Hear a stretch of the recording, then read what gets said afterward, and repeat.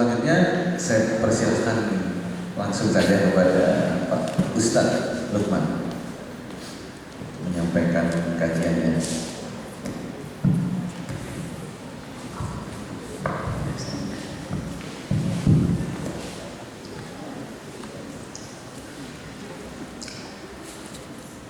Yang saya hormati dan yang saya muliakan pengurus HMI beserta dengan para seniornya dan juga para panitia yang telah berjuang dengan keras untuk terselenggaranya acara ini. Hadirin wal hadirat, adik-adikku sekalian, uhaikum tahiyatan bi tahiyatin minallah. Assalamualaikum warahmatullahi wabarakatuh.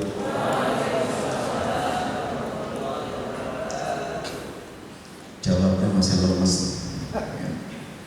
Jawabnya yang semangat ya. Karena salah satu sebab kemunduran umat Islam, salah satunya karena kurang semangat dan juga kurang kompak. Dan kita mulai dari jawab salam yang semangat dan yang kompak. Kalau jawab salamnya semangat dan kompak, kita doakan semoga yang sedang menjalankan perkuliahan dimudahkan, dapat nilainya A.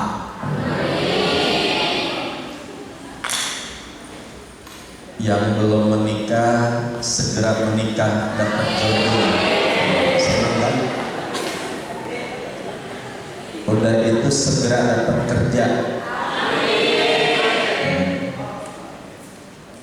Kemudian bisa beli rumah, bisa beli mobil, bisa pergi haji. Mau ya? Luar biasa jawab salam, doanya banyak. Kalau yang nggak semangat kita doain jadi bujang lapuk. Jawab salam yang semangat. Assalamualaikum warahmatullahi wabarakatuh.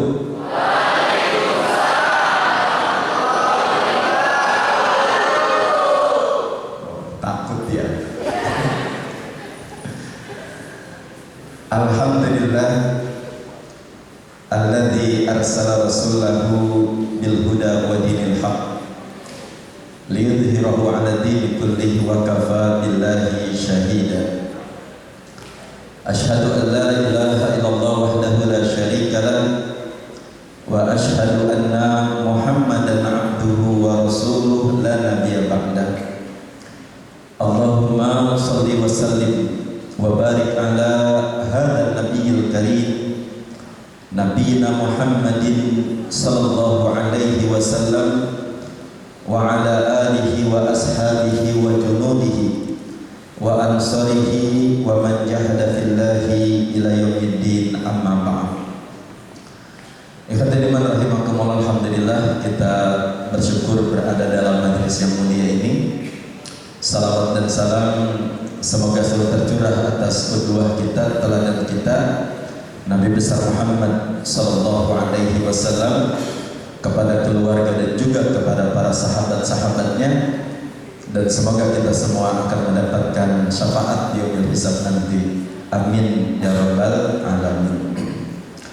Baik, pembahasan kita pada hari ini membahas tentang tazkiyatun nafs. Apa itu tazkiyah dan apa itu nafs? Bisa enggak? Caranya kanan. Okay. Baik, kita lihat bahwa konsep diri di dalam Islam, yaitu paradigma kemanusiaan. Ketika ada sebuah pertanyaan, siapa itu manusia, maka kita melihat hanya sebatas kepada raga ini. Dan ketika ditanya kapan kamu lahir, yaitu keberadaan diri kita di muka bumi ini.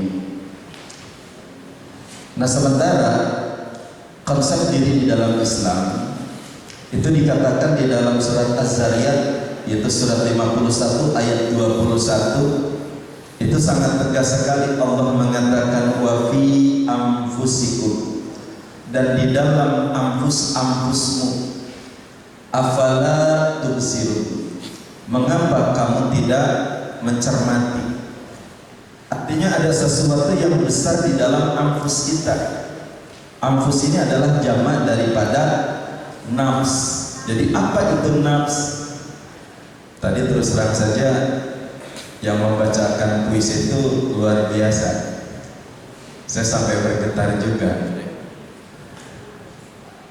Terlebih lagi ketika beliau juga mengatakan bahwa diri kita yang sejatinya itu terkungkung dalam jasad ini. Kita nggak mengerti ke arah mana kita harus bergerak. Nah, apa yang dimaksud di dalam nafs? Nafs di dalam Al-Quran, misalnya kita lihat ibda bin nafsika, mulailah dengan nafsmu, artinya dengan dirimu.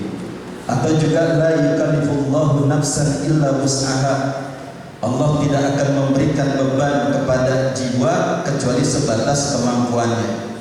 Nah, ini banyak sekali tentang nafs di dalam Al-Quran maupun di dalam hadis. Kullu nafsin za'iqatul maut balil insan 'ala nafsihi basira. Ini nafs semua. Nah, hanya saja kita lihat nafs ini bahasa Arab yang kemudian ketika menjadi bahasa Indonesia itu menjadi nafsu. Kalau nafsu itu kan hasrat jahat, dorongan jelek. Sementara makna nafs itu adalah diri, orang, individu, pribadi. Tapi yang mana? Diri yang mana? Mas yang di depan siapa namanya? Riyadi. Haryadi itu yang mana? Tunjukin. Itu gak ada kan? Diri yang mana? Ya kan? Orang-orang yang mana? Individu yang mana? Ibda bin nafsik, mulailah dengan dirimu. Diri yang mana? Nah, kita lihat bahwa diri yang dimaksud atau nafs yang dimaksud ini adalah merupakan aspek batiniah manusia itu sendiri. Kita lihat di sini hakikat diri atau nafs. Ada nafs, ada ruh, ada basyar. Jadi manusia itu terdiri dari 3 entitas. Entitas yang pertama raga. Raga ini disebut dengan apa? Jasad. Entitas yang kedua yaitu nafs. Nafs ini dari mana? Dari alam jabarut, dari cahaya. Sementara ruh itu dari sisi Allah Subhanahu wa ta'ala. Fa idza sawaituhu wa nafakhtu fihi min ruhi, dan apabila aku telah menyempurnakan penciptaan, jasadnya telah disempurnakan, wa nafakhtu, dan aku tiupkan dariku min ruhi, dari ruhku, wa nafakhtu fihi, dan aku tiupkan ke dalamnya min ruhi, dari ruhku. Jadi kalau ruh itu sesuatu aspek yang bersifat robbani, yaitu dari alam jabarut, dari Allah. Ruh tidak akan pernah terkontaminasi oleh perbuatan dosa kita, oleh perbuatan kemaksiatan kita. Ruh juga tidak akan pernah disiksa karena memang bersumber dari Allah Subhanahu wa ta'ala, dan sifatnya suci. Itu ruh. Sementara nafs itu hakikatul insan, hakikat diri kita yang sejatinya itu adalah nafs. Kalau kita lihat di sini,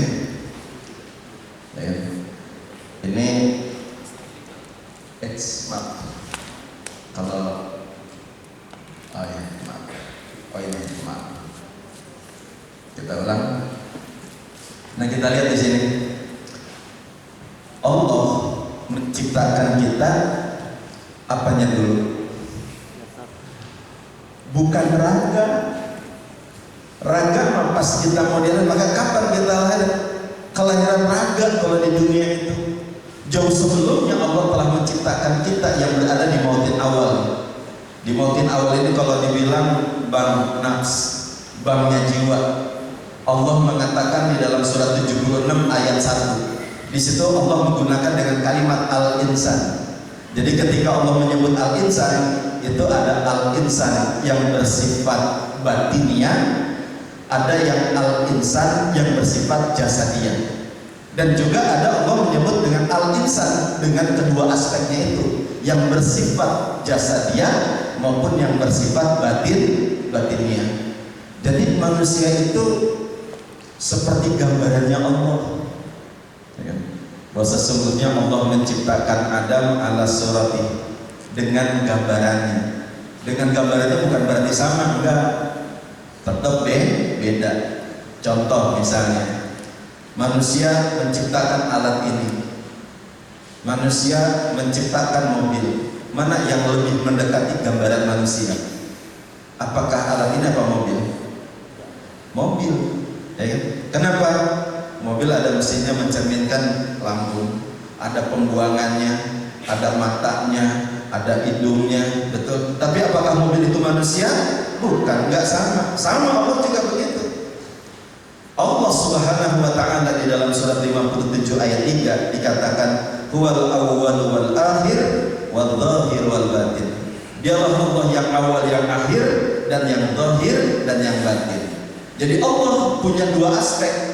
Ada aspek zahir, ada aspek batin. Aspek zahirnya Allah adalah wajahnya. Wajahnya itu apa? Nurnya. Nurnya itu apa? Asma-asmanya yang agung.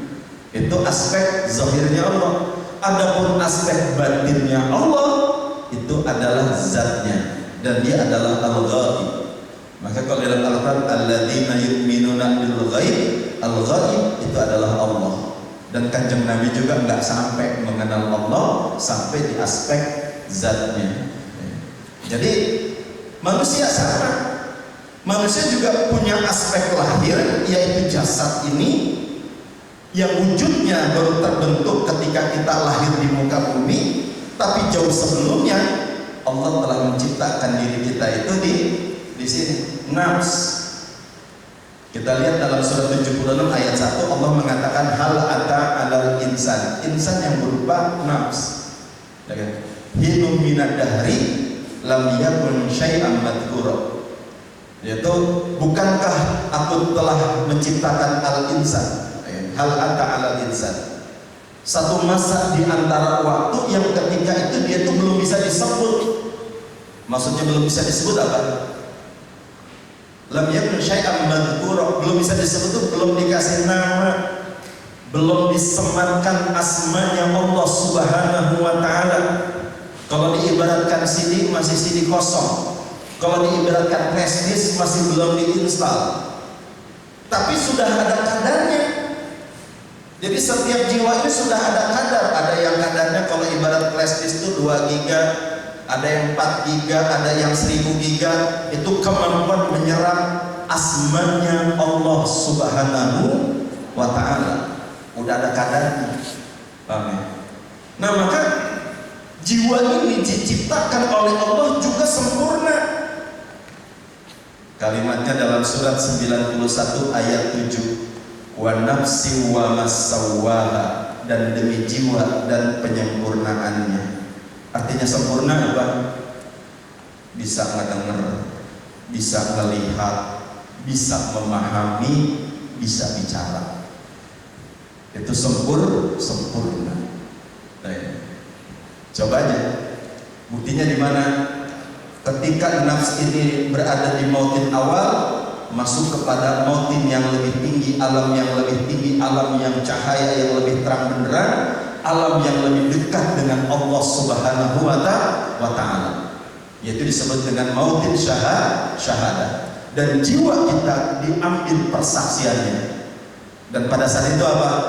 Allah mengatakan dengan kalimat wa asyhada ala anfusihim, dan Allah mengambil kesaksian atas anfus. Jadi bukan ruh. Ini kadang-kadang kita masih suka keliru. Sangkain yang bersyahadat seluruh ruh kita, bukan nafs. Bahasanya jelas wa asyhada ala anfusihim, dan Allah mengambil kesaksian atas anfus. Alastu bi rabbikum, apakah aku ini Rabbmu? Kemudian apa? Karena nafs adalah makhluk yang sempurna, maka apa? Ketika Allah mengatakan alastu bi rabbikum, dia mendengar. Kemudian yang kedua dia melihat. Kemudian yang ketiga dia memahami bahwa yang dilihat adalah Rabbul Alamin. Maka kemudian dia pun berbicara, qalu bala syahidna, benar kami telah menyaksikan. Nah itu benar, nah itu hakikatul insan. Kita lihat ketika kita menyaksikan apa yang terjadi. Ini gambarannya, ya kan? Jadi setiap nafs itu dalam beragam macam posisi sudah punya kadarnya masing-masing. Dia menyaksikan Allah Subhanahu wa Ta'ala. Dan ketika menyaksikan Allah, itu apa? Setiap jiwa itu menerima pendaran cahayanya, serpihan cahayanya, yang itu adalah merupakan kumpulan konfigurasi dari asma-asma Allah yang agung. Jadi konfigurasi. Nah, setiap kita menerima konfigurasi asmanya beda-beda. Ada yang konfigurasi asmanya kuatnya lebih dominan, ada yang lemah lembutnya lebih dominan, ada yang alimnya lebih dominan. Itu nanti terkait seperti yang telah disampaikan oleh pemateri pertama, terkait dengan kemisian hidup. Jadi ketika kita menyaksikan Allah, itu bukan cuma sekedar bala syahidna, enggak. Tapi pada saat itu, karena yang kita saksikan adalah apa? Wajahnya Allah. Wajahnya Allah itu apa? Nurnya, cahayanya. Cahayanya itu apa? Kumpulan daripada asma-asma Allah yang teramat sangat agung. Dan ketika kita menyaksikan, setiap kita, jiwa-jiwa yang berkumpul ketika itu, ya kan? Itu semuanya mendapatkan pendaran, bongkahan cahaya, serpihan cahaya, yang merupakan konfigurasi dari asma-asma Allah yang sangat agung tadi. Itu setiap kita menerima. Seperti kayak kita nyalain kembang api, setiap itu ada percikannya. Nah itu serpihan yang masuk ke sini. Serpihan yang masuk itulah asma yang ditanamkan oleh Allah. Itulah setiap kita punya nama. Sebagaimana dalam sebuah biji, kalau kita lihat misalnya bijinya biji duren, karena lagi musim duren, ya kan? Kita sebut kan nama tuh duren. Allah yang menyebut nama. Namanya, asmanya Allah masuk ke dalam konfigurasi dalam sebuah biji benih tadi. Maka dalam sebuah biji benih itu terstruktur sebuah pohon. Batangnya seperti apa, rantingnya seperti apa, daunnya seperti apa, itu sudah dirancang dalam benih tadi. Sampai kemudian yang keluar buahnya duren, rasanya seperti apa durennya, itu juga ada. Maka setiap duren juga beda-beda nanti. Ada duren montong, ada duren Medan, ada duren Sela, ada Petruk, ada Matahari, macam-macam. Coba siapa yang menyusup itu? Kenapa? Karena biji benih tadi menerima asmanya, dan asmanya itulah yang kemudian apa? Yang dia harus tumbuh si benih yang sudah dimasukkan ke dalam jiwa itu harus tumbuh. Nah untuk bisa tumbuh, nah itulah dihadirkannya para nabi dan rasul, dihadirkannya agama ad-din kepada kita, ya kan, dengan kitab-kitab sucinya untuk apa? Membongkar hazanah Allah yang ada di dalam diri kita, mengalirkan asma-asmanya agung Allah Subhanahu wa Ta'ala yang ada di dalam jiwa kita. Dan setiap kita punya menerima itu. dan itulah yang disebut dengan al-amanah. Maka inna aradna al-amanah. Setiap kita punya nama. Jadi kalau diibaratkan sebuah pohon, di sini dikatakan ini duren, ini manggis, ini duku, ini rambutan, ya kan? Dan nggak boleh harus rambutan keluar rambutan. Dan rambutan itu punya fungsi. Asma itu berarti nama rambutan, ya kan? Kemudian punya sifat, sifatnya apa? Ya buahnya warnanya begitu berbulu, ya kan? Itu sifat. Ada afalnya, afalnya itu apa? Berkaitan dengan sebuah fungsi. Nah setiap kita punya fungsi untuk sebuah kehadiran tadi, bisa dipahami. Dan nafsu itu yang menjadi sebuah inti hadirnya diri kita. Karena hakikatul insan ada di sini. Kalau diibaratkan nafsu itu yang sudah diprogram, itu softwarenya. Asma Allah yang sudah masuk ke dalam diri kita itu disebut dengan fitratullah. Dalam surah 30 ayat 30 Allah mengatakan dengan kalimat fa'akim wajhaka lid-dini hanifah. Kalimat fa itu sebuah kata sambung. Kalau dalam Al-Quran itu kata sambung ada wa, ada fa, ada thumma, ada saufa. Kalau saufa itu lama gitu kan. Kalau thumma itu udah mau dekat. Tapi kalau fa itu menunjukkan bersegera. Dengan fa itu menunjukkan bersegera. Allah mengatakan fa'akim wajhaka, maka bersegeralah kalian. Akim itu fil amr, ya kan? Kalau fil amr dalam kaidah usul fiqh dikatakan al aslu fil amril wujub. Asalnya sebuah perintah itu menjadi sesuatu yang wajib. Berarti apa? Hukumnya wajib. Bahkan dikatakan bersegera. Fa'akim wajhaka, maka tegakkanlah wajahmu. Wajah itu apa? Perbuatan.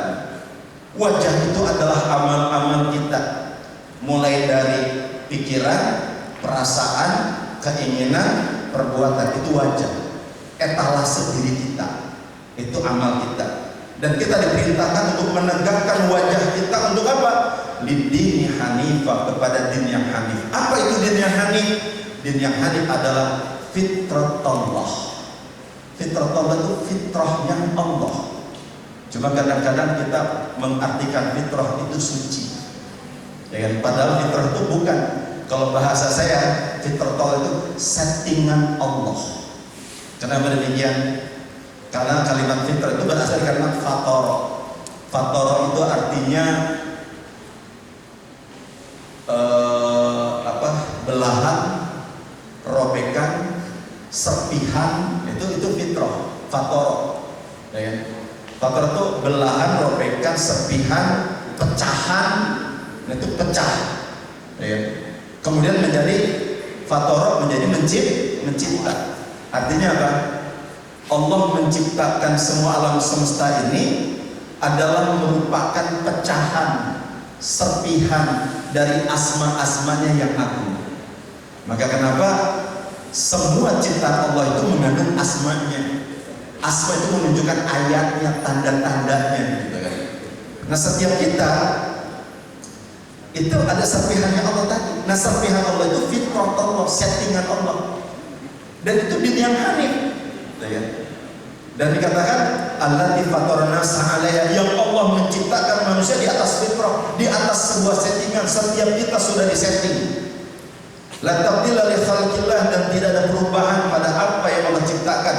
Dzalika dinul qayyim, itulah agama yang tegak.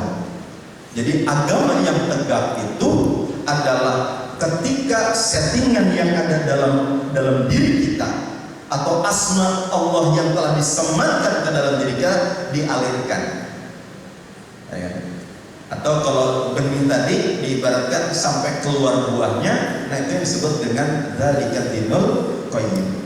Walakinna aktsarun nasi la ya'lamun, tetapi kebanyakan manusia itu nggak tahu tentang settingan Allah yang ada di dalam dirinya, ya. Tentang misi hidupnya apa. Kita tahunya kan ya udah ngalir aja, seperti tadi dikatakan lahir, belajar, ya kan? Kemudian cari kerja, kawin, punya anak, mati, ya kan? Dan semua orang hidup yang dicari adalah dunia. Penghadapan wajah kita seluruhnya kepada dunia. Padahal apa? Allah menciptakan kita tuh nggak main-main. Jauh sebelum kita hadir sudah diciptakan 13 miliar tahun yang lalu, itu alam semesta sudah mulai diciptakan. Dan sangat besar sekali. Ya kan? Alam semesta itu sangat besar. Untuk apa? Untuk kita mampu berkaca dan melihat. Ya kan? Kan nggak cuma matahari, bulan, bintang, dan bumi saja, enggak. Semua diciptakan dengan sangat luar biasa. Allah telah menundukkan langit dan bumi. Allah telah menundukkan semua makhluknya dan semua berkhidmat kepada kita manusia. Kalau kemudian kita hadir ke muka bumi ini cuma sekedar cari uang, cari kerja, kawin, punya anak, ya untuk apa kemudian kita hidup? Terus agama kita pahami cuma sebatas apa? Ya udah sekedar sholat, puasa, zakat dan haji kemudian selesai. Seakan-akan kita sudah mencapai tujuan penciptaan. Bukan, belum. Orang dikatakan tujuan penciptaan itu tercapai kalau apa? Setidaknya dua hal. Tadi sudah diuraikan oleh pemateri pertama kan. Tujuan penciptaan kita apa? Kalau saya menyederhanakan saja, Allah mengatakan wa ma khalaqtul jinna wal insa illa liya'budun. Kalau ada kalimat ma, kalimat nafi diikutkan dengan harful istisna illa, itu maknanya ada dua. Makna yang pertama adalah taukid, menegaskan, dan makna yang kedua adalah al-hasr, yaitu membatasi. Artinya menegaskan dan membatasi. Enggak ada tujuan daripada Allah menciptakan kita kecuali apa? Liya'budun, untuk mengabdi kepadamu. Nah, makna mengabdi itu apa? Makna mengabdi itu kalau dalam Al-Quran surat 11 ayat 61 jelas, sederhana saja gitu kan. Itu apa? Dalam surat 11 ayat 61 itu dikatakan apa? Wa ila thamud akhahum salih qala ya qaumi ibudullaha, dan Allah mengutus kepada kaum Thamud saudara mereka yang bernama Saleh, dan Saleh berkata qala ya qaumi, wahai kaumku, ubudullaha, mengabdilah kalian kepada Allah. Sama tadi liya'budun, ubudullaha. Nah, Allah berupaya untuk menjelaskan kepada kita yang disebut dengan mengabdi kepada Allah itu apa. Yang pertama, ubudullaha, penjelasannya apa dalam surat 1961? Malakum min ilahin ghairu, sekali-kali tidak ada ilah selain daripada Dia. Itu yang pertama. Jadi makna mengabdi kepada Allah atau menjadi abdinya Allah berarti apa? Menjadi budaknya Allah. Kalau jadi budaknya Allah apa? Tidak ada yang mendominasi diri kita, tidak ada yang menguasai diri kita, tidak ada yang mengontrol diri kita kecuali hanyalah Allah Subhanahu wa ta'ala. Nah, persoalannya kalau kita diatur oleh syahwat, kita seringkali dikontrol oleh harta, oleh uang, maka apa? Kita belum menjadi abdinya Allah gitu. Kan kalau kita punya banyak uang rasanya tuh senang, bahagia, lapang, ya kan? Usaha kita maju itu rasanya senang sekali. Tapi ketika usaha kita bangkrut, kita nggak punya uang, apa yang terjadi? Kita merasa sedih. Artinya apa? Masih ada sesuatu selain Allah yang mengontrol diri. Ada sebuah kisah yang sangat luar biasa. Seorang ulama yang juga dia adalah seorang saudagar di masa yang lalu. Jadi dia ulama tapi juga saudagar besar. Yang namanya di masa yang lalu kalau bisnis itu ekspor impor, membawa kapal besar dari satu negara A ke negara B, ya kan? Dari negara B dibawa hasil karya, hasil produk, hasil alam dari negara B dibawa ke negara A. Jadi dibawa gitu. Jadi dari negara A dibawa hasil alam, kemudian juga hasil karya ke negara B, dari B dia bawa ke sini dijual gitu. Jadi ngebawa. Satu saat seorang syekh ini, seorang ulama yang saudagar ini sedang mengajar di masjid. Ketika dia sedang mengajar di masjid, ya kan, di majelisnya, waktu habis zuhur, tiba-tiba datang tergopoh-gopoh dua karyawannya. Dua karyawannya bilang, Syekh gitu kan. Ya ada apa? Dia sangat tergopoh-gopoh kan. Wah, dengan kayak ketakutan. Syekh, kami mendengar informasi bahwa kapal yang dibawa, kapal Syekh yang dibawa sekarang untuk ke negara B itu terkena badai, dan ternyata kapalnya itu tenggelam beserta dengan seluruh isinya. Kalau dalam dunia bisnis itu sudah kebangkrutan, ya kan? Kapalnya beserta istrinya itu. Syekh itu apa? Dia cuma menundukkan kepalanya begini, kemudian dia menengadah, dan kemudian dia tersenyum. Ini beneran ada dalam semua kitabnya. Dia tersenyum, ya kan? Kemudian dia melanjutkan mengajar kembali.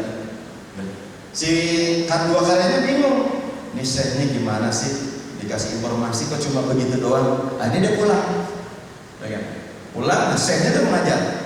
Udah itu sholat asar dia mengajar lagi, menjelang maghrib saat dia mengajar, dua karyawannya datang lagi, cuma dengan wajah yang berbeda. Wajahnya sumringah, kelihatan senang. Assalamualaikum, kata Syekhnya. Waalaikumsalam. Syekh, ternyata informasinya salah.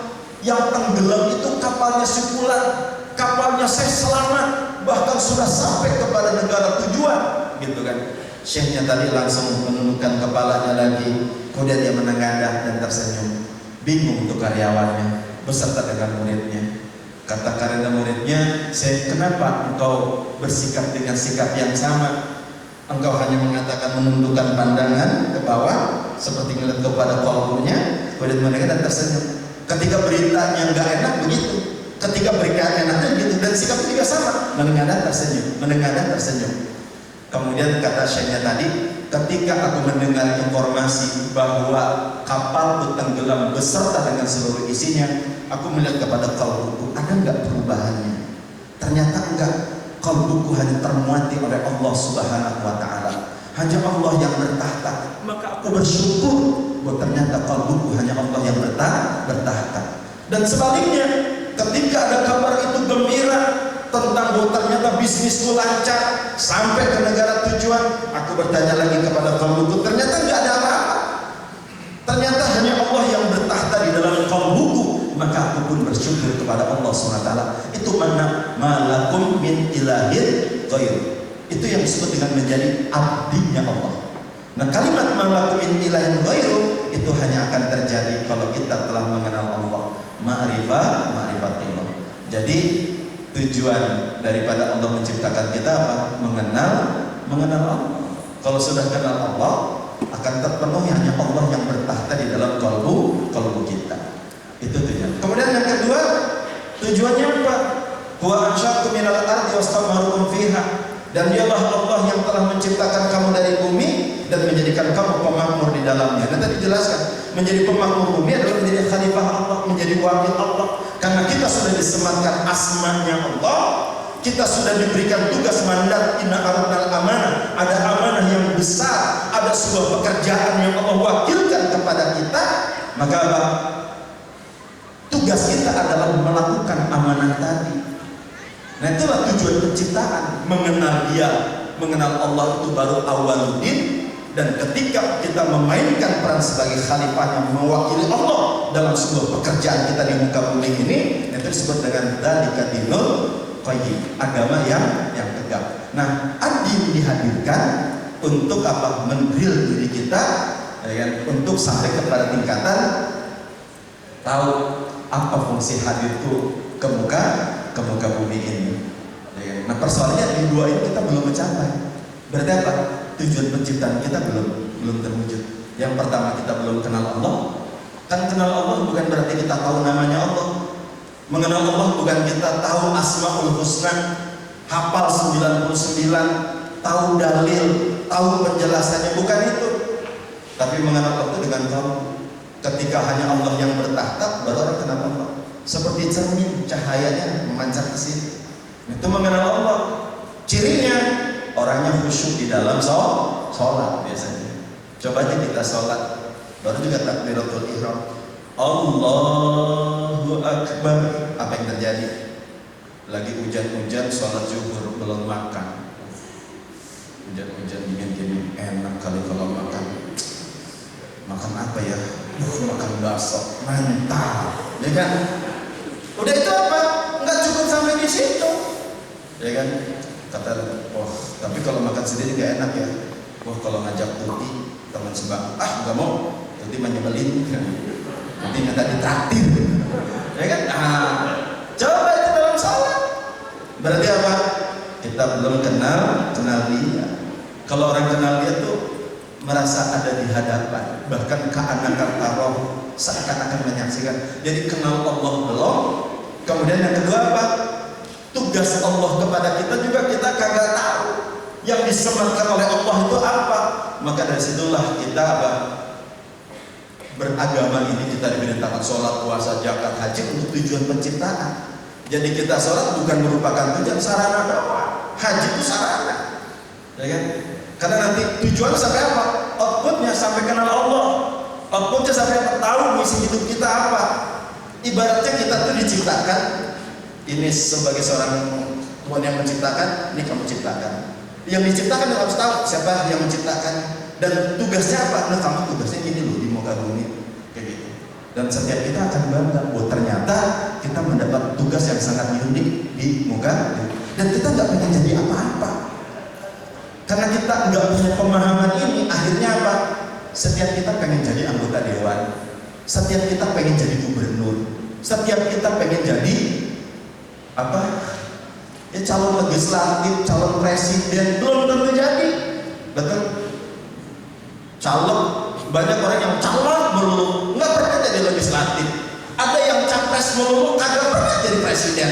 Ada yang cagup terus, nggak pernah jadi gubernur. Tapi yang pasti, kalau jadi camat itu pasti. Ya, camat itu apa? Calon mati, pasti mati. Calon presiden belum tentu jadi presiden. Akhirnya apa? Kita sering gesek sana, gesek sini, karena kita pengen mendapatkan sebuah prestis, kemuliaan, kehormatan dalam jabatan, dalam pekerjaan yang kita inginkan. Ada ego diri. Akhirnya apa? Yang terjadi gesekan, yang terjadi pertumpahan darah, yang terjadi peperangan, kekacauan kehidupan. Tapi kalau setiap orang tahu akan fungsinya, oh aku di sini posnya, oh aku tuh di sini tujuan hidupku, oh aku tuh cuma jadi marbot, oh aku tuh cuma jadi muazzin, ya kan? Oh aku tuh cuma jadi bukan cuma ya, itu bukan cuma karena ini dari Allah. Oh aku tuh jadi seorang marbot, itu luar biasa, ya kan? Kalau orang pengen jadi dai semua kan repot, ya kan? Jadi dai dipaksain lagi, kan repot juga. Bukan misinya, bukan kompetensinya. Nah ini jadi gesekan. Kalau para sahabat memang enggak. Coba lihat Abu Hurairah. Abu Hurairah itu ahli sufah yang tinggalnya di sekitar masjid. Ya kan?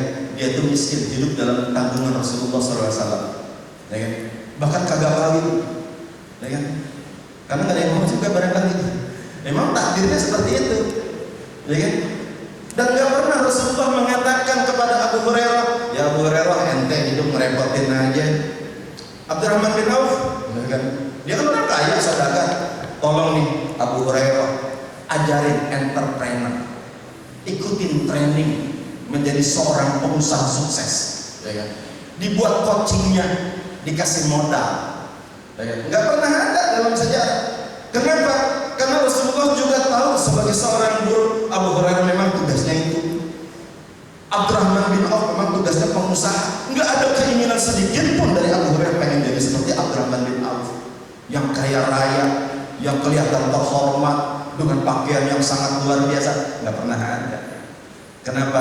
Karena ketika orang sadar pada posnya masing-masing, yang dilihat bukan megahnya, hebatnya, bukan. Tapi yang kita lihat siapa yang memberikan. Yang memberikan itu adalah Allah Subhanahu wa Ta'ala. Maka kalau dari Allah itu pasti teramat sangat dahsyat buat diri kita. Dan kalau kita tahu tugas kita masing-masing, kita pasti the best pada urusan kita masing-masing dalam rangka membangun sebuah peradaban. Nah baik, kembali lagi ke mana? Maaf, tolong dihitung lagi. Di apa?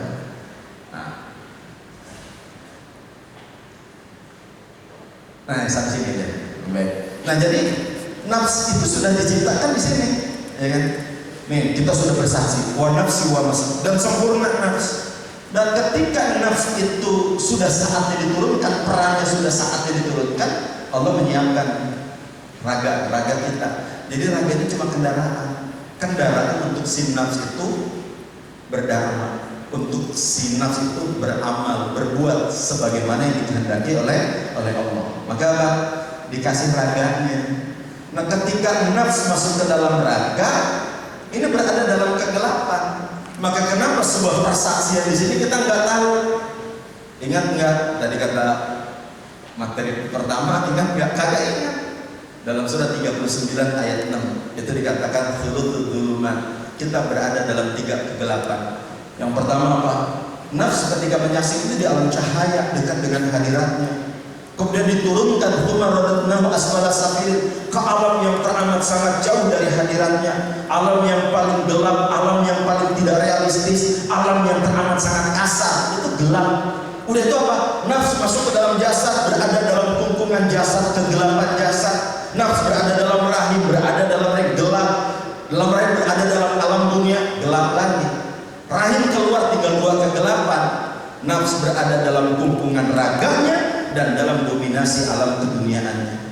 Dan yang harus kita lakukan adalah kita harus bisa keluar dari itu semuanya. Dan kata kuncinya adalah apa?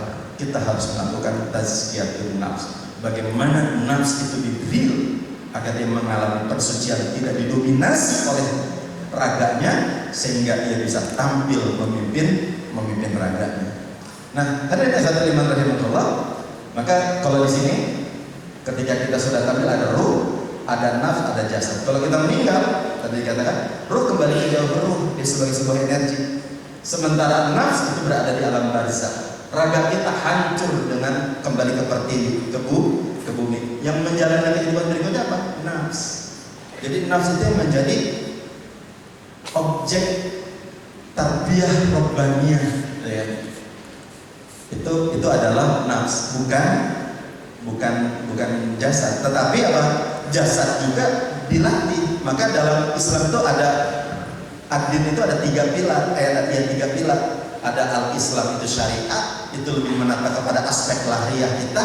Kita nggak boleh ini, nggak boleh itu, harus melakukan ini, karena raga itu harus dilatih tekun ibadah, tekun ini. Untuk apa? Membangunkan si jiwa. Ya. Kemudian ada al-iman, itu adalah akidah, itu lebih ke hubungan kita dengan Allah. Ada al-ihsan, al-ihsan itu adalah suluk, yaitu penataan aspek batiniah kita. Maka kemudian ada istilah tazkiyatun nafs. Ada istilah tazkiyatun nafs, itu berasal dari kalimat apa?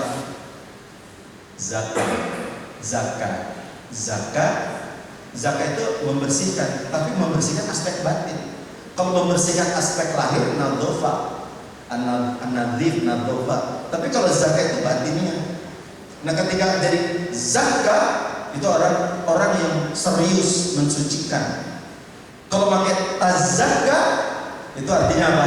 Orang yang bersegera serius membersihkan.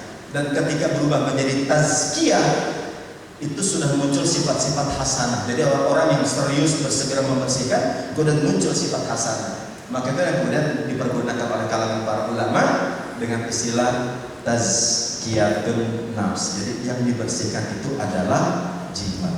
Nah, gimana caranya? Nanti ada 2, kalau dalam surat 11:61 itu fastaghfiruhu, maka dari itu beristighfarlah dan bertaubat kepadanya. Jadi dengan istighfar dan taubat. Apa itu istighfar? Apa itu taubat? Ya, nanti akan kita bahas di sesi tanya jawab. Ya.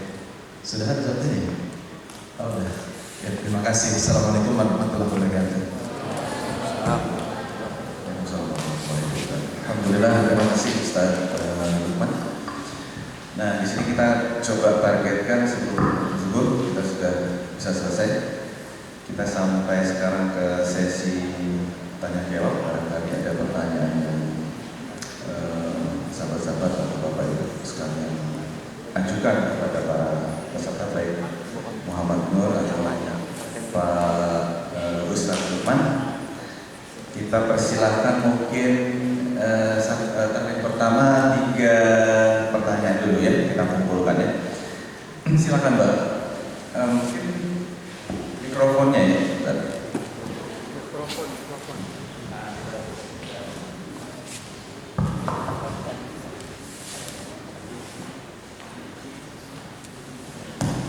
Nanti silakan sebutkan nama, instansi barangkali, terus pertanyaan diajukan kepada siapa kalau spesifik.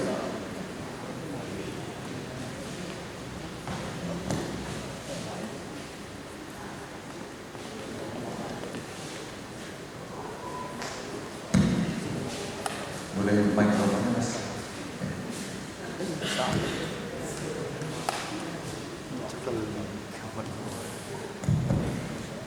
Bismillahirrahmanirrahim. Assalamualaikum warahmatullahi wabarakatuh.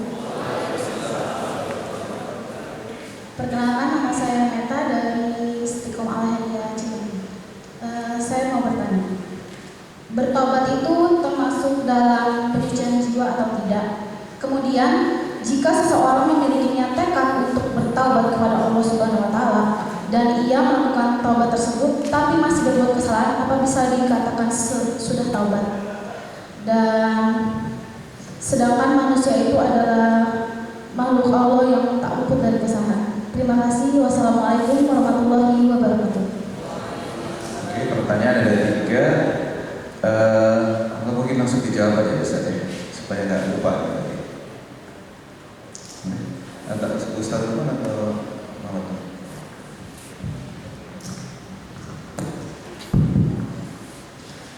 Baik, terima kasih. Jadi ini di dalam surat 11 ayat 61, untuk kita tahu tentang Allah, mengenal Dia dan juga mengenal itu dikatakan fa itu maka dari itu fastaghfiruhu thumma, berarti diikuti thumma tubu ilaihi. Nah, kalimat taubat di dalam Al-Quran itu selalu diikuti oleh 2 hal. Yang pertama itu adalah istighfar, dan yang kedua itu adalah membunuh diri. Nah, taubat itu tidak sama dengan istighfar, karena perintahnya pun berbeda. Fastaghfiruhu tsumma tubu ilaihi. Nah, kadang-kadang kita menyamakan antara taubat dengan istighfar, padahal berbeda. Maka kenapa kalau perintah taubat itu ditujukan kepada orang-orang yang beriman, bukan kepada orang-orang yang berlumuran dosa atau berbuat maksiat. Walaupun orang berbuat dosa maksiat memang perintah juga taubat, tapi kita lihat di dalam surat At-Tahrim ayat 8, ya ayyuhalladzina amanu, wahai orang-orang yang beriman. Objeknya adalah orang yang beriman, dan Allah mengatakan apa? Tubuh. Kalimat tubuh itu fi'il amr. Jadi kalau kembali kepada fi'il amr, kepada kaidah usul fiqh dikatakan al-aslu fil amri lil wujub. Asalnya sebuah perintah itu menjadi sesuatu yang wajib, maka hukum yang wajib untuk setiap kita melakukan pertaubatan. Jadi yang namanya taubat itu lebih kepada sikap mental yang ada di dalam diri kita untuk kita kembali kepada Allah. Karena mana taubat itu berasal dari kalimat taba, ya tubuh taubatan. Maknanya ada 3, roja'a, ya kan? Kemudian ada anaba, yang artinya adalah kembali. Kalau dikatakan kembali, berarti apa? Dari mana ke mana, gitu kan? Berarti apa? Dari minal dzulumati ilan nur, kepada cahaya. Artinya apa? Orang taubat itu adalah sebuah sikap perilaku yang ada di dalam dirinya yang hanya menghadapkan wajah kepada Allah dan berpaling dari selain itu taubat. Jadi orang yang mulai menghadapkan wajahnya kepada Allah, ingin mencari Allah, ingin kenal dengan Allah, ingin dekat dengan Allah, dan berpaling dari selainnya, itu taubat. Nah, taubat yang diperintahkan adalah taubatan nasuha. Nasuha itu berasal dari kalimat nasoha. Nasoha itu maknanya 2 setidaknya. Yang pertama adalah khalasa, artinya adalah murni, dan ini yang menjadi akar kata ikhlas, dan ikhlas itu terkait dengan amal. Dan yang kedua sodaqah, itu akar kata daripada siddiqin, ulaika humus shadiqun, dan itu terkait dengan al-iman. Coba, berarti apa? Taubat yang semurni-murninya, taubat yang sebenar-benarnya, yang terkait dengan apa? Dengan 2, amal dan iman, kayak gitu. Nah, berarti apa? Taubatan nasuha itu ada amal, ada iman. Berarti dalam surat 20 ayat 82 itu lebih didefinisikan lagi. Yang disebut dengan taubatan nasuha dalam surat 20 ayat 82 yang sudah dijelaskan oleh Mas Nur tadi.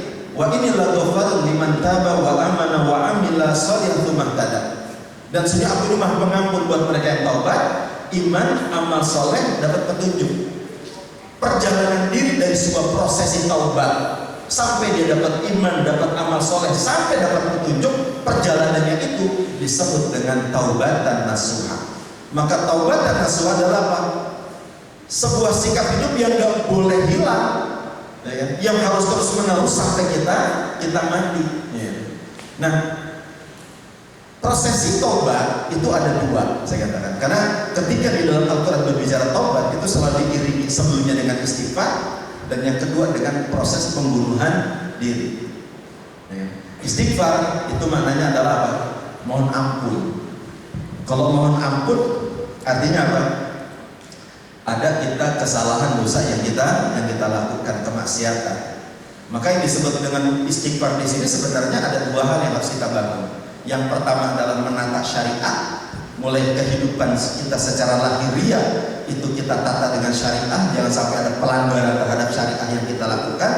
Yang kedua, istighfar itu juga menegakkan sunnah, karena ketika kita berdosa kita harus tutup dengan kebaikan, maka kita tegakkan sunnah. Setidaknya kita menegakkan sunnah itu ya menurut saya ada 5 hal.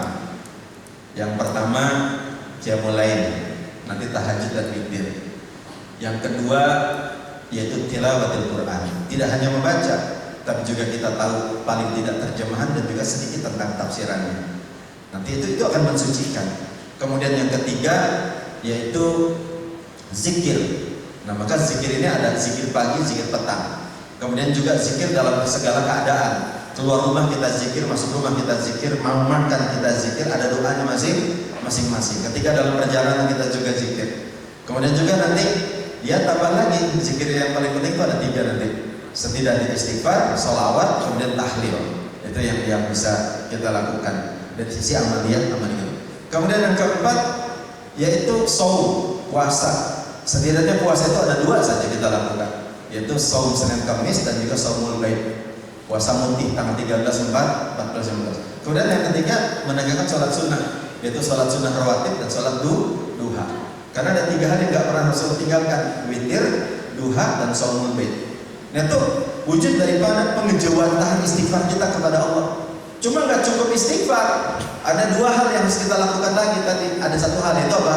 Membunuh diri, dalam surat 4 ayat 66. Walau anna katabna alaihim an iqtulu anfusakum. Jadi membunuh diri itu artinya apa? Mengenalkan diri, memfanakan diri. Nah itu nanti ada dalam teror suluk di sini. Karena ini sudah mulai menata aspek batinnya kita dan konsep taubat. Jadi konsep taubat itu ada istighfar, ada membunuh dirinya di situ. Mengenalkan diri.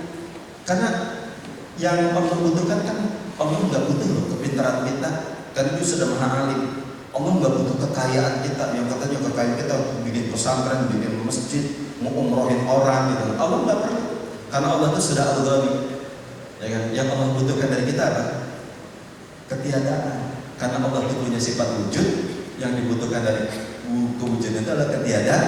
Dalam ketiadaan dia ada. Kullu man 'alaiha fan. Man 'alaiha fan. Jadi orang yang fana, wa yabqa wajhu rabbika dzul jalali wal ikram. Itu fungsi nanti memfanakan diri, mengenalkan diri. Nah, untuk mengenalkan diri nanti ada 2. Kan kalau tadi yang istighfar 2-nya menata syariat, menegakkan sunnah. Kalau mengenalkan diri, yang pertama itu adalah riyadhah. Nanti di situ mulai latihan berserah. Yang kedua adalah yaitu al-qital. Qital itu adalah perang. Maka dalam surat 2 ayat 219 dikatakan itu tiba alaikum kita, diwajibkan atas kamu berperang. Cuma berperang di sini tidak hanya aspek lahir, tapi berperang yang terbesar itu kan dalam diri kita. Perang terhadap segala sesuatu yang menguasai diri kita selain Allah SWT.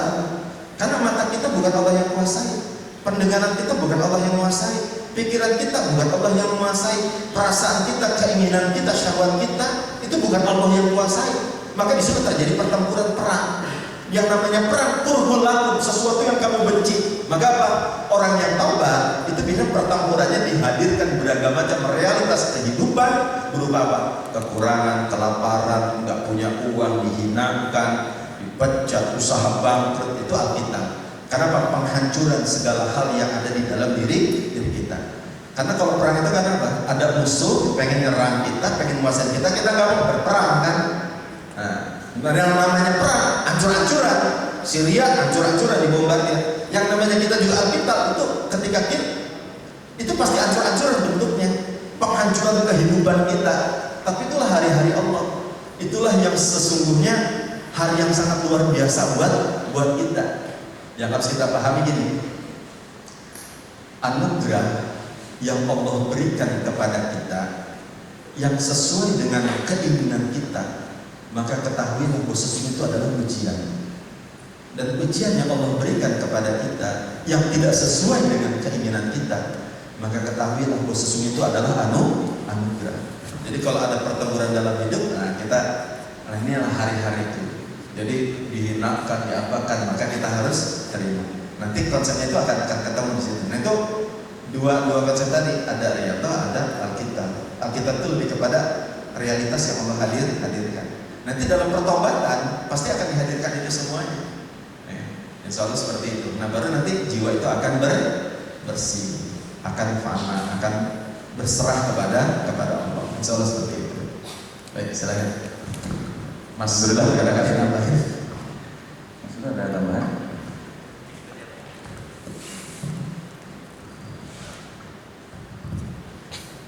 Baik, tadi dari Mbak Meta ya. Tadi Ustaz Lukman sudah menyampaikan sangat komprehensif sekali. Sedikit aja tambah dari saya.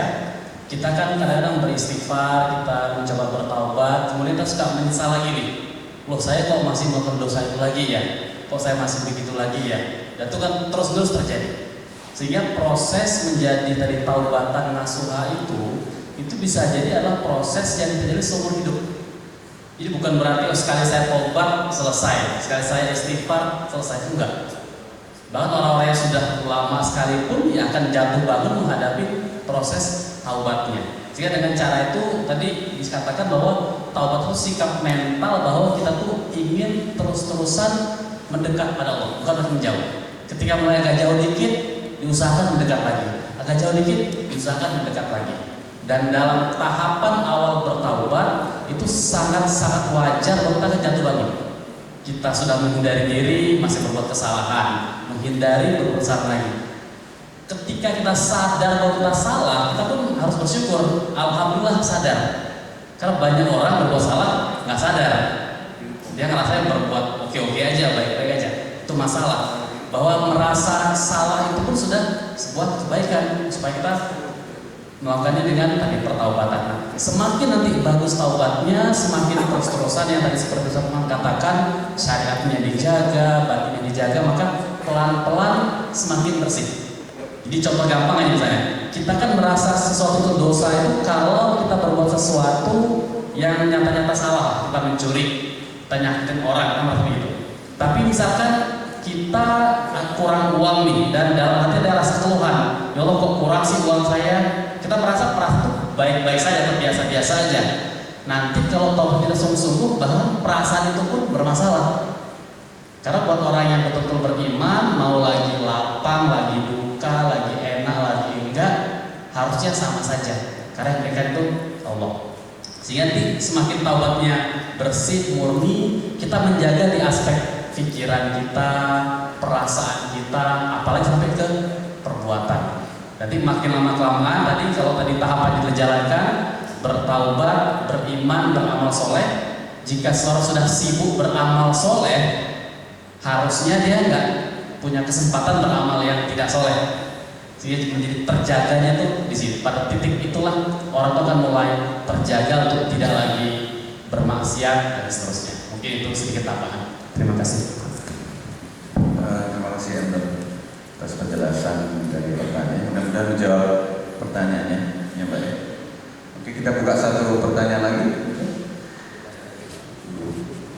Coba yang laki-laki deh, yang perempuan juga.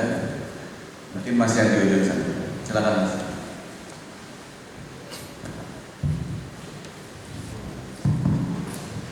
Assalamualaikum warahmatullahi wabarakatuh. Izin bertanya, saya Rekil Amri dari Dewan Mahasiswa Sekretaria. Berbicara tazkiyatun nafas ataupun kaitannya dengan tasawuf ya, sedikit saya teringat kepada ulama karismatik Banten yaitu Kimun Fasir, terletak di daerah Jawa Mas. Beliau itu ialah ulama terkenal ahli tasawuf dan meninggalkan semua kegiatan sehari-harinya itu dengan hal-hal yang bersifat duniawi. Jadi yang saya tanyakan, apakah ketika menyucikan jiwa kita itu harus meninggalkan hal-hal yang bersifat dunia dengan dalil wa mal hayatud dunya illa mata'ul ghurur. Terima kasih. Wassalamualaikum warahmatullahi wabarakatuh. Waalaikumsalam, terima kasih. Kita ambil satu pertanyaan lagi. Yang perempuan ya, boleh. Yang depan pakai kacamata, boleh.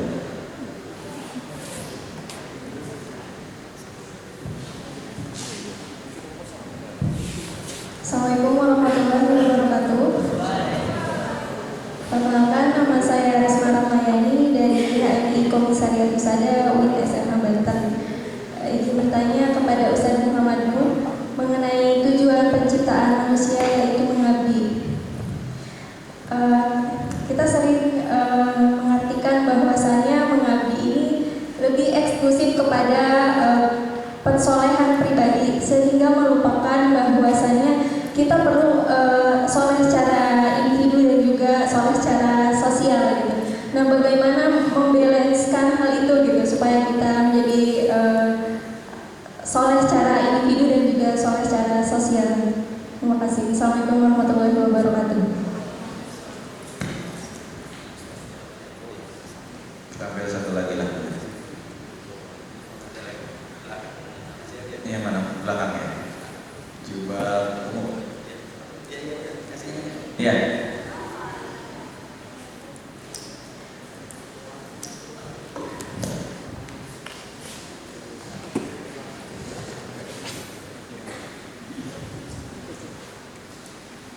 Assalamualaikum warahmatullahi wabarakatuh.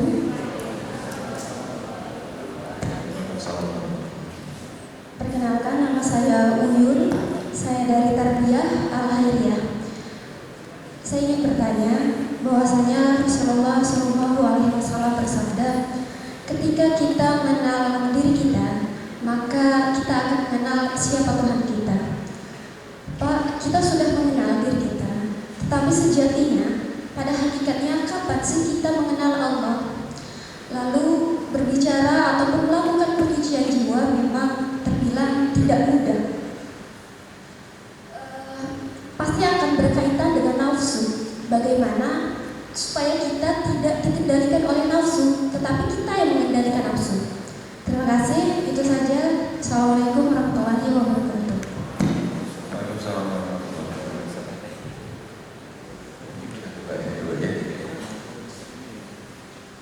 Oke, jadi pertanyaan pertama tadi tentang ulama Banten di Ciamas. Nggak ada seorang ulama tasawuf juga yang ya, peserta berpendapat bahwa tasawuf, mempraktekkan tasawuf itu sama dengan atau serupa dengan meninggalkan kehidupan dunia. Terus kemudian yang kedua, ini pertanyaan khusus untuk Muhammad Nur tentang mengabdi, ya, perbedaan bagaimana membalance antara kesolehan pribadi dan kesolehan sosial. Kemudian yang ketiga, dari hadis Rasulullah SAW bahwa siapa yang mengenal diri maka dia akan mengenal Allah. Kita merasa bahwa kita sudah mengenal diri kita. Ya. Nah, terus kapan kita sebenarnya merasa mulai mengenal Allah? Itu pertanyaan yang pertama. Terus kemudian yang kedua adalah tazkiyatun nafs. Itu susah gitu ya. Bahwa ada hawa nafsu, siapa dari hawa nafsu yang harus dilampaui. Nah, bagaimana mengatasi hal seperti itu? Mungkin dari Ustaz Lukman dulu mungkin yang pertanyaan pertama tentang Banten ini.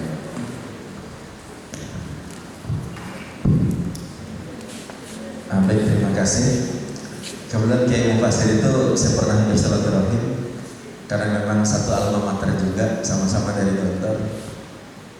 Betul kan dari Gontor? Oh, belum tahu ya. Jadi beliau juga dari alumni Gontor yang kemudian berjuang untuk mensucikan diri, akhirnya tampilnya seperti itu. Kalau berita yang saya dapatkan dari beliau itu, dia sudah bertempat tinggal di sini, kemudian orang banyak datang. Dia semakin sembunyi, orang juga semakin banyak yang datang kepadanya.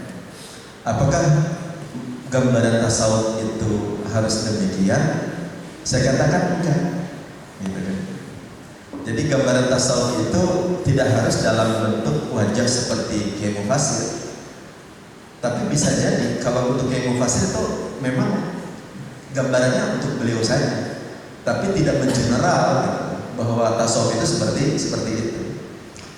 Di kalangan para sahabat pun sama, gitu kan. Ada orang yang nampaknya seperti glamor, tapi ininya bersih, dan dunia itu nggak ada di dalam dirinya. Seperti misalnya Abdurrahman bin Auf, Utsman bin Affan, ataupun sahabat-sahabat yang kaya raya yang lainnya, dunia itu nggak ada di sini. Tapi ada juga yang memang kehidupannya itu betul-betul menjadi aspek materi, seperti Abu Dzar Al-Ghifari dan lain sebagainya, bahkan mati dalam keadaan kesendirian, gitu kan. Dan itu khas, gitu. Artinya gini, bahwa tidak bisa kita mengeneralisir, gitu kan, bahwa tasawuf itu gambarannya seperti itu, enggak, gitu kan. Itu adalah kekhasan daripada Kiai Mufasir saja. Tapi bisa saja seseorang itu menjadi seorang sufi seperti Abu Bakar As-Siddiq misalnya, atau seperti Utsman bin Affan, atau seperti Ali bin Abi Thalib. Itu mereka adalah merupakan kalangan para sufi, gitu kan, para pejalan, orang-orang yang betul-betul bersungguh-sungguh menuju kepada Allah Subhanahu wa Ta'ala. Karena inti daripada tasawuf kita mensucikan diri itu kan adalah mengenal Dia. Kemudian yang kedua adalah memainkan peran kita sebagai khalifahnya Allah. Nah, dalam rangka memainkan peran, setiap orang itu beda-beda. Dan barangkali perannya Kiai Mufasir memang seperti itu. Orang yang datang yang berkonsultasi kepada dirinya, baik itu persoalan rumah tangga, persoalan anak, persoalan usaha dan lain sebagainya, gitu kan. Yang pada akhirnya nanti beliau sendiri akan membimbing seseorang tuh mengenal Allah dari setiap persoalannya tadi. Nah, itu untuk Kiai Mufasir gambarnya begitu. Tapi nggak semua orang gambarnya seperti itu. Jadi yang namanya sufi itu bukan berpaling darinya, tapi dunia nggak ada di sini. Contohnya misalnya Abu Bakar As-Siddiq itu ketika kan tadi saya katakan memfanakan diri, mengenalkan diri nanti kan wah datang tuh tribulasi, pokoknya berdarah-darah, berpeluh keringat gitu kan, bermandikan air mata gitu kan. Kenapa? Karena memang diuji sampai kepada tingkatan apa? Kita jernih, dunia itu lepas, nggak memberikan pengaruh apa-apa kepada diri kita. Ketika Allah menghadirkan dunia, kekuasaan, dunia nggak ada apa-apanya. Dan itu dialami oleh Abu Bakar As-Siddiq. Ketika beliau menjadi seorang khalifah itu kan presiden gitu kan, bahkan sangat besar sekali ketika itu. Apa yang terjadi? Perniagaan ditinggalkan. Beliau udah nggak dagang lagi ketika dia, karena itu peran itu adalah sebagai khalifah, bukan sebagai pedagang. Itu kebiasaan hidupnya. Menjadi khalifah Rasul, yang mewakili Rasul, itu Abu Bakar As-Siddiq. Ditinggalkan ke dunia bisnis, gitu kan. Kenapa? Karena dia harus berkontribusi memikirkan umat. Ketika itu membangun umat, ketika itu. Karena memang satu hal yang teramat sangat berat ketika Rasulullah telah tiada di tengah-tengah para sahabat dan juga umat Islam ketika itu. Dan dia mendapatkan gaji itu dari Baitul Mal. Tapi apa? Gaji yang dia dapat Abu Bakar As-Siddiq itu pemimpin itu hanya sebatas kepada untuk keperluan kehidupannya dan nggak bisa kebeli daging. Jadi daging itu nggak bisa dia beli. Bayangkan. Sampai akhirnya salah seorang istri Abu Bakar As-Siddiq, kan kalau kita tuh dapat tuh kalau dari negara tuh ada anggarannya terperinci, paham ya? Ini buat beras untuk sebulan tuh sekian, ini telurnya sekian, ini sayurannya sekian, terperinci kayak begitu untuk kebutuhan satu bulan. Nah istrinya bilang, wahai Abu Bakar, bagaimana kalau anggaran dana ini akan saya rubah, ya kan, untuk kita irit agar sekali saja dalam sebulan kita bisa membeli daging. Apa yang terjadi? Yang terjadi dianggarin biasanya makan telur 1 butir dibuat jadi setengah butir, ya kan? Biasanya makannya agak sedikit ini, kemudian dikurang-kurangin sampai dalam di akhir bulan itu terkumpul dana, sisa dana itu cukup untuk kebeli daging hanya sekedar untuk makan sekeluarga. Dan kemudian dilaporkan kepada Abu Bakar As-Siddiq. Kata Abu Bakar, kata istrinya, wahai suamiku, ini aku sudah irit ini anggaran biaya kebutuhan rumah tangga. Dan ternyata alhamdulillah bisa kebeli daging. Ada uang sekian bisa untuk kebeli daging untuk kebutuhan kita. Sekali-kali kita makan daging. Abu Bakar Siddiq kaget, bisa ya? Kata Abu Bakar Siddiq, kalau begitu bagaimana? Uang yang sudah kamu kumpulkan ini kamu kembalikan lagi ke Baitul Mal. Dan bulan yang akan datang kita akan mendapatkan anggaran seperti yang sudah kamu buat anggaran tadi, karena kita bisa ngirit. Bahkan coba jadi berkurang. Kata istrinya apa?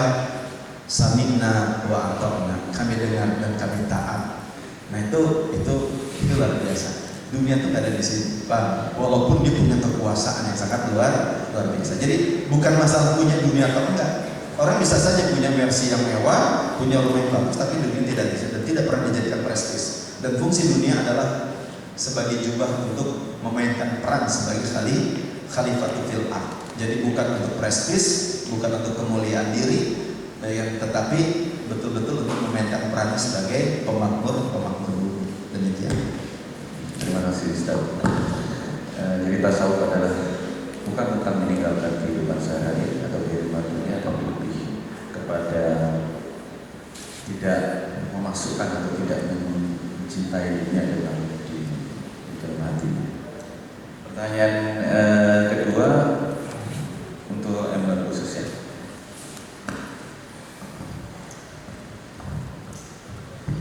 Tentang kesalehan pribadi dan kesalehan sosial. Baik, terima kasih untuk pertanyaannya tadi dari Mbak di sini ya, menanyakan bagaimana cara kita mengabdi kepada Allah, bagaimana cara memadukan aspek kesolehan pribadi kita dengan aspek kesolehan sosial. Tadi kita sudah bahas yang namanya mengabdi itu benar-benar kita fokusnya tuh hanya ke Allah. Apa yang Allah perintahkan kita kerjakan. Allah perintahkan kita sholat kerjakan dengan benar, itu mengabdi. Allah perintahkan puasa, kita puasa dengan benar, itu mengabdi. Terus apa lagi? Allah perintahkan nggak sombong, kita nggak sombong, itu mengabdi. Allah perintahkan sabar, kita sabar, itu mengabdi. Nah, semua ini yang tadi terkait sholat, puasa, sabar, dan lain-lain, ini kan terkait diri kita sendiri. Katakanlah kita menyebutnya sebagai kesolehan pribadi, seperti itu ya. Nah, sebagai individu, kesolehan pribadi ini penting untuk kita bangun.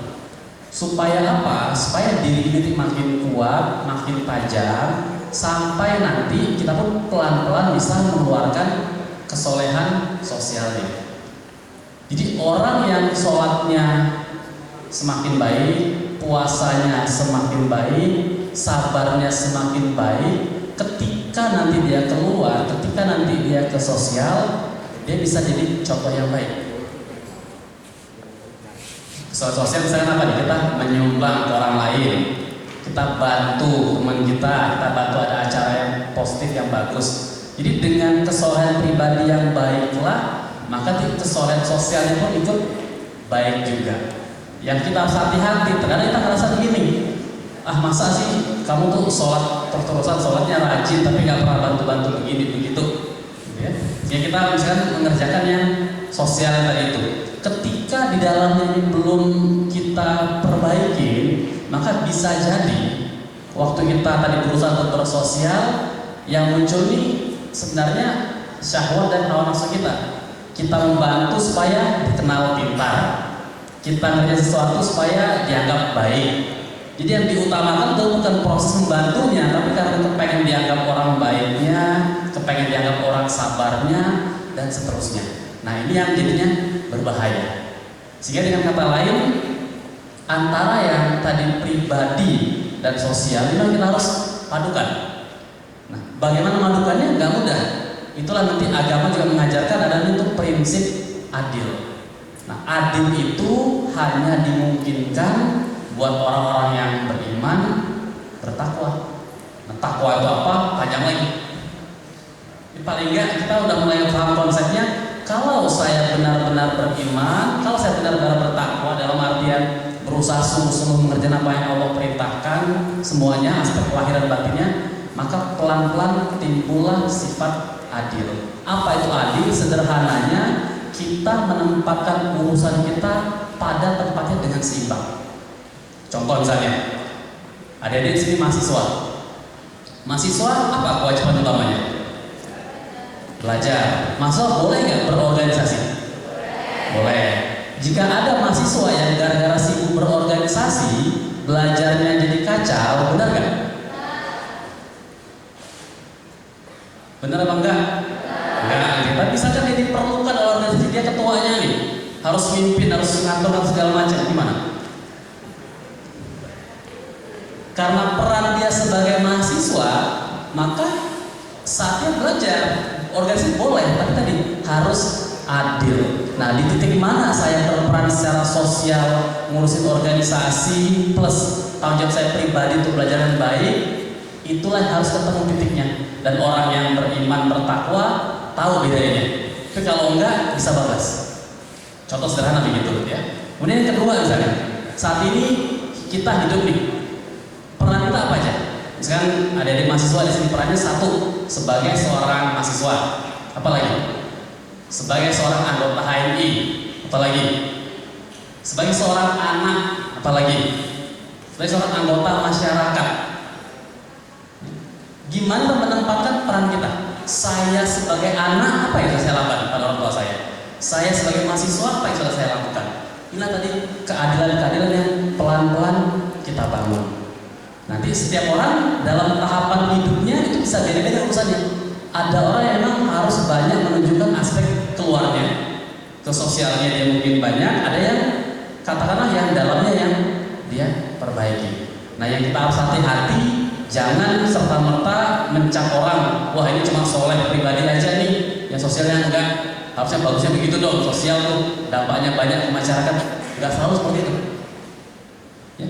Ada orang yang memang dia tuh menjadi contoh karena pribadinya, tapi ada orang yang memang dia lebih keluarnya tuh yang lebih luas. Jadi itulah cara kita tadi memadukan yang sosial sama yang pribadi, kita satukan secara seimbang. Dan disebut dengan seimbang itu bukan berarti harus setengah-setengah atau seperti apa, harus lewat adil.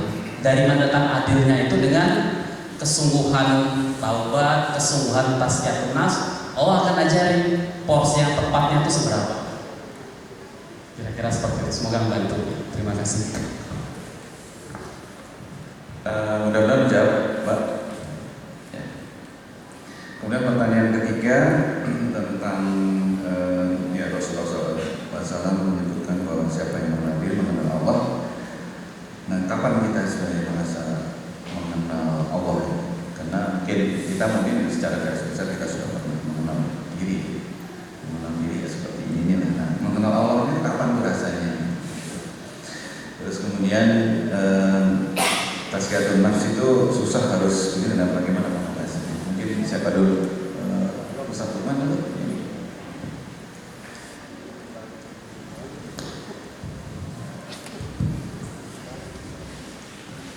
Baik, tadi dikatakan man arafa nafsahu faqad arafa rabbahu. Barang siapa yang mengenal nafsnya, jadi nafs itu diri, hakikat diri, dan hakikat itu nafs.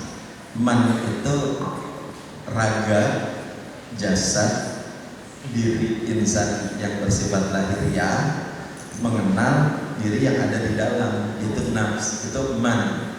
Man arafa nafsahu faqad, itu maka sungguh dia akan mengenal Rabbnya. Nah, apakah kita telah mengenal diri? Ya belum. Karena kan diri itu bukan sekedar potensiku ini, kemampuanku ini, hobiku ini, kebisaanku ini, bukan itu yang dimaksud. Tetapi yang dimaksud nafs itu adalah hakikat diri kita yang sejatinya. Dan itu yang seperti saya sampaikan tadi, dia itu adalah makhluk. Kalau orang Jawa bilang sering disebut dengan kembarannya, gitu kan. Itu nafs, dan itu dari alam malakut, dari cahaya. Jadi dia itu dari cahaya, berupa makhluk dari cahaya. Hanya saja kan posisi nafs sekarang tuh tergencet,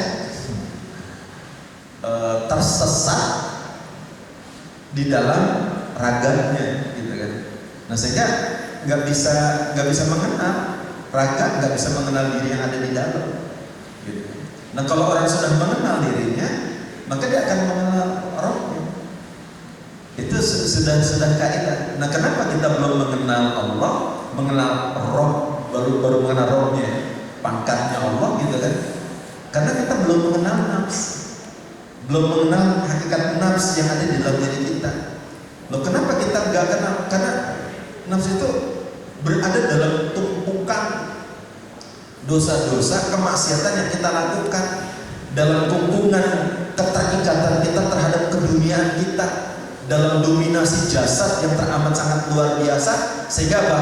Nafs itu tergencet. Jadi kita nggak kenal.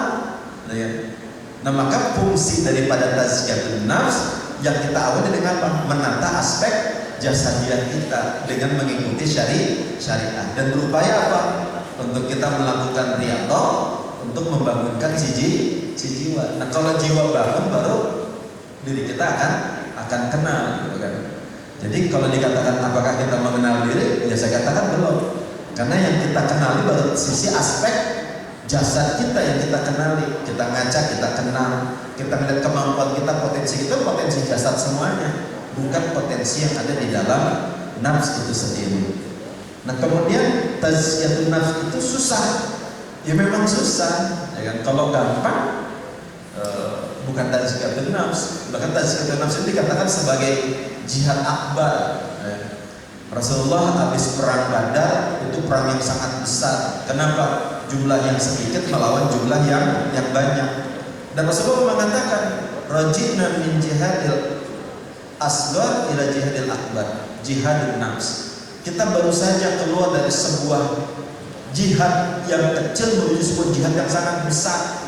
Apa itu jihad yang besar? Jihadun nafs, yaitu jihadnya jiwa di dalam rangka untuk apa? Menaklukkan gembalaannya. Siapa itu?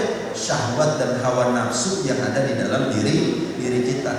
Maka kenapa Rasulullah mengatakan dalam sebuah hadis, la yu'minu ahadukum hatta ayakuna hawahu taba'an lima jitubi. Tidak beriman salah seorang di antara kalian sehingga hawa nafsunya, syahwatnya itu tunduk kepada apa-apa yang telah diturunkan kepadaku. Jadi sampai syahwat dan hawa tunduk. Nah fungsi agama hadir, ad-dinul Islam itu hadir untuk menundukkan itu. Fungsi tazkiyatun nafs itu untuk menundukkan syahwat dan hawa nafsu, gitu kan. Dan itu dikatakan apa? Sebagai jihad akbar. Maka dikatakan susah, ya memang susah. Dikatakan jihad apa? Jihad akbar. Kenapa? Untuk Allah lihat, maka akan pasti diuji. Allah mengatakan walanabluwannakum di situ dikatakan hatta na'lamal mujahidina minkum was-sabirin, sehingga jelas buat kami, sehingga kami mengetahui gitu kan, siapa orang-orang yang berjihad bersungguh-sungguh dan juga dan siapa orang yang bersabar. Jadi orang yang bersabar itu akan terlihat kalau ada sebuah ujian. Maka pasti akan Allah uji. Ya kan? Allah pasti menguji untuk melihat apa? Sejauh mana mujahadah kita dan sejauh mana kesabaran kita. Ya, surga nggak murah ya. Mahal untuk masuknya. Berderai air mata, berpeluh keringat, berdarah-darah. Nah, para sahabat mengalami itu semuanya. Maka di bahasa Allah dikatakan wazulzilu zilzalan syadid, diguncang dengan guncangan yang teramat sangat dahsyat.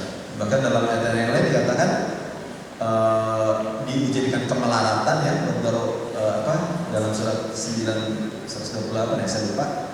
Itu sampai Rasulullah, para sahabat pun berdoa, bila manakah datangnya pertolongan Allah. Yang Allah nasrullah dan pertolongan Allah itu sudah sangat dekat. Jadi memang berat, pasti akan diguncang dengan guncangan yang teramat sangat dahsyat. Baru akan keluar hasanah langit yang ada di dalam diri kita. Baik, itu saja. Cukup. Baik, ini sebenarnya sudah waktu zuhur. Nah, cuman kami juga diamanahi untuk memberikan kuis di sekitar 5 pertanyaan. Materi ini adalah yang dari dibicarakan oleh pemateri-pemateri kita. Oh ya, dan kita juga dia menahi bahwa yang nanti yang jadi gini caranya, saya akan mengajukan 5 pertanyaan satu persatu. Nah, nanti yang tahu pertanyaan itu materinya dari yang tadi kita diskusikan. Itu siapa yang cepat langsung ngacung, nanti kita tunjuk. Nah, kalau benar jawabannya, nah ini ada buku. Oh, ini Cinta Bagi Aku. Nah, ini saya udah pernah baca. Ini bukunya bagus sekali, sangat inspiratif. Ini sahabat-sahabat nanti kalau belum nggak dapat hadiahnya ya, ini wajib membaca. Ini pengantar yang cukup bagus sekali untuk kajian kita Tazkiyatun Nafs. Ditulis oleh Syekh Rajib Freger.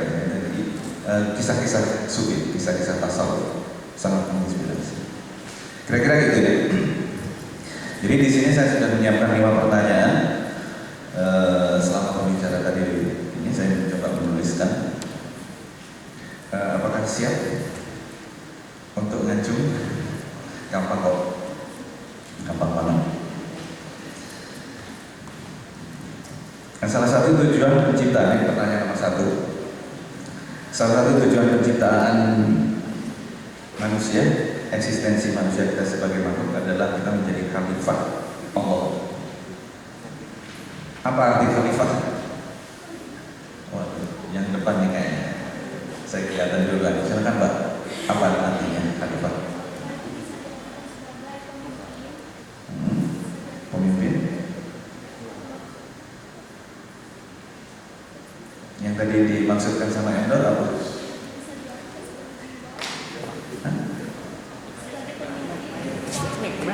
Mikrofon ada mikrofon kan? Panitia. Pemimpin dan wakil Allah. Gimana benar? Pemimpin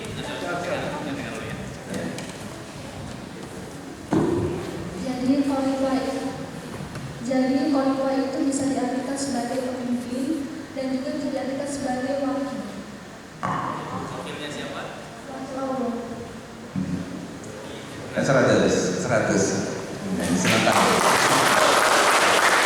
Beresin, Mbak.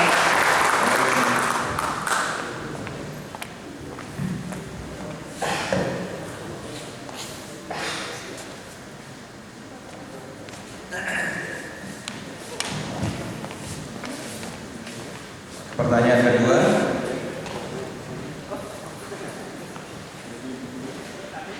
Ini tadi saya catat dari paparannya Mas Endor. Apa langkah pertama dari Tazkiyatun Nafs? Langkah pertama. Kalau kita mau Tazkiyatun Nafs, apa itu langkah pertama? Mbak yang jilbab biru. Bertobat. Gimana? Ya, 100 pada Mbak siapa yang berjilbab biru. Boleh ke depan untuk menerima hadiahnya.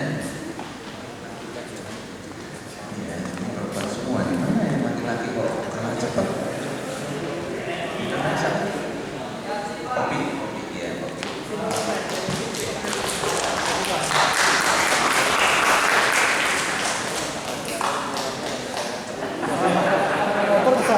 Yang laki-laki siap ya?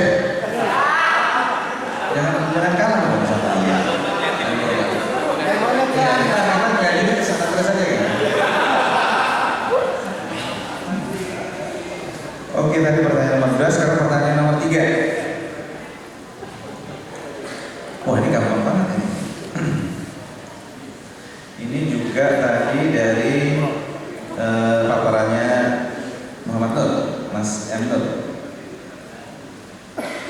Beliau menunjukkan 3 tujuan penciptaan di dalam Al-Quran. Itu apa aja? Singkat aja.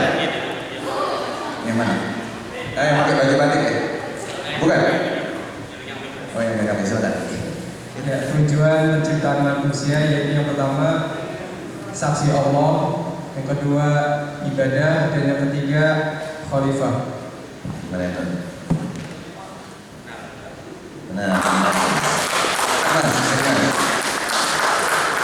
Saksi Allah mengabdi atau beribadah dan sebagai khalifah.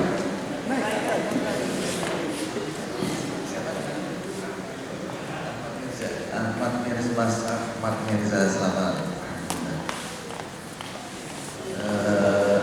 Dan kita ada dua lagi ya.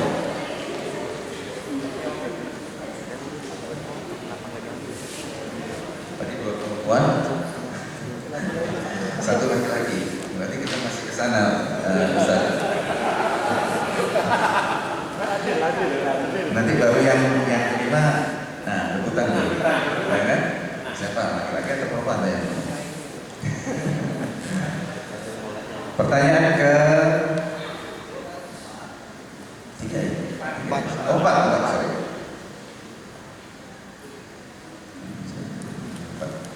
Nah, ini dari penjabaran dari Ustaz Lukman. Ustaz Lukman menyebutkan di dalam diri kita itu ada 3 komponen atau 3 elemen struktur manusia. Itu apa aja? Pakai baju putih.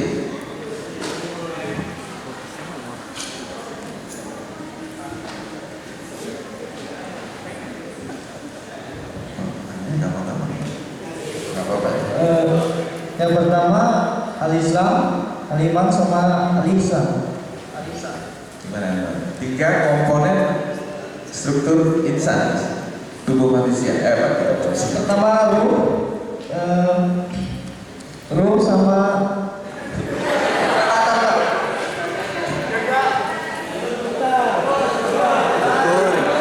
ya gugur. Oh. Yang mana? Kacamata ya.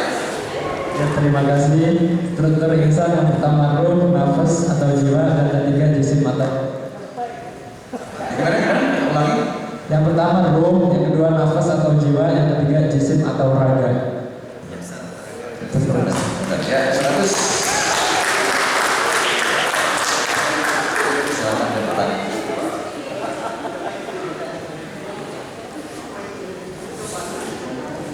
Namanya siapa? Ricky. Terima kasih Mas Ricky. Sekarang terakhir, jadi pandangan kita harus lebih luas, Ustaz. Mas Ember, mana yang lebih dulu? Apakah Barcelona atau Real Madrid? Bukan ya? Oke, pertanyaan terakhir.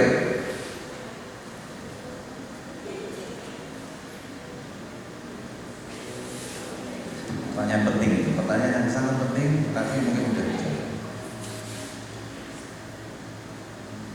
Dari 3 komponen struktur manusia tadi, mana esensi diri kita yang sebenarnya?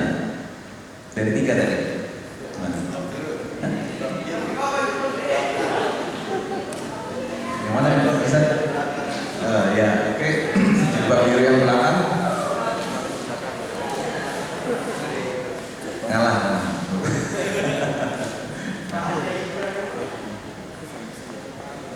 Mana dari 3 struktur tadi yang kita Dari sebenarnya? 3 struktur nafs, ruh, dan bashar, yang paling terpenting dari diri kita yaitu nafs atau jiwa. Nah, 100.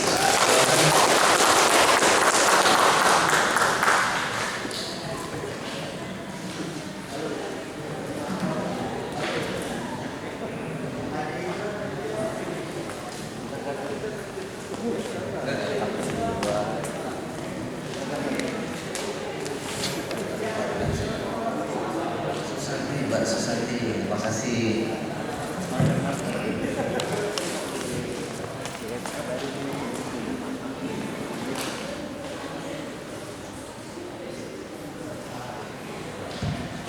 Baik, jadi kita sudah mendengarkan paparan dari dua pembicara, kemudian sesi tanya jawab, juga quiz. Terakhir dari Ustaz Lukman menjelaskan tentang konsep siapa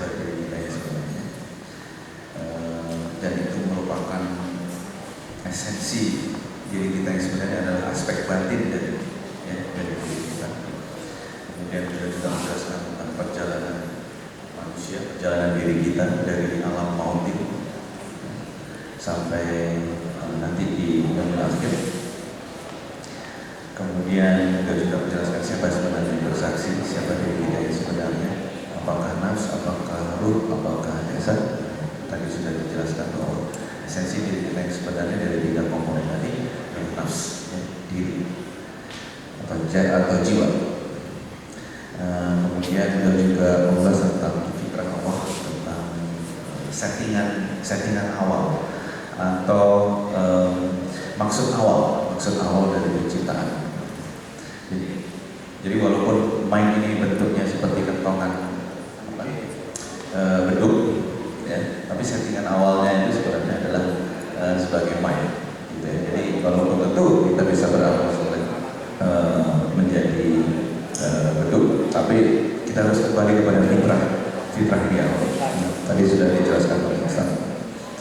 Kemudian banyak kekacauan di dunia ini sebenarnya dikarenakan karena kita tidak memahami tujuan hidup kita yang sebenarnya. Saya kira itu, dan mungkin ada acara setelah ini nanti saya oper ke MC. Nah, mungkin kita tutup dulu diskusi kita kali ini ya dengan membaca doa kafaratul majlis. Astagfirullahaladzim wa la ilaha illa huwal hayyul qayyum wa atubu ilaih. Subhanallah wa bihamdika asyhadu an la ilaha illa anta astaghfiruka wa atubu ilaih. Subhanaka rabbil izzati amma yasifun. Assalamu alaikum. Alhamdulillahirabbil alamin. Terima kasih yang sudah bersedia. Assalamualaikum warahmatullahi wabarakatuh.